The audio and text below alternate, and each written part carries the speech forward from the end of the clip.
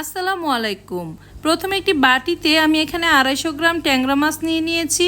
এখানে আমি হাফ চা চামচ মরিচের গুঁড়া, হাফ চা চামচ ধনিয়া গুঁড়া ও হাফ চা চামচ হলুদের গুঁড়া, পরিমাণ মতো লবণ দিয়ে মাছটাকে ভালোভাবে মেখে নিচ্ছি যাতে মশলাটা মাছের সাথে ভালোভাবে মিশে যায়। এখন আমি চুলায় একটি প্যান গরম করে নিয়েছি। ওই প্যানের মধ্যে দিয়ে দিচ্ছি 2 টেবিল চামচ তেল। তেলটা যখন গরম হয়ে যাবে তখন আমি মাছগুলো এক এক করে প্যানে দিয়ে দিচ্ছি।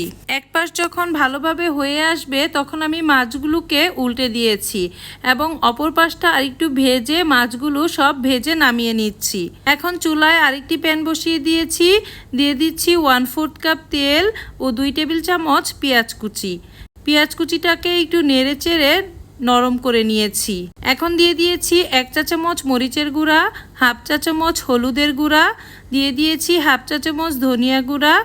এখন দিয়ে দিব পরিমাণ মতো লবণ, দিয়ে দিচ্ছি 1 চা চামচ আদা রসুন বাটা। এখন পরিমাণ মতো পানি দিয়ে মশলাটা ভালোভাবে কষিয়ে নেব।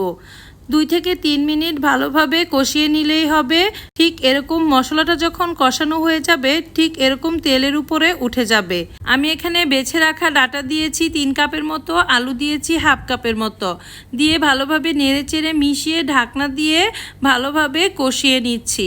চুলার আঁচটা এই সময় মিডিয়াম ফ্লেমে থাকবে এবং ঢাকনা খুলে বারবার নেড়েচেড়ে দিতে হবে।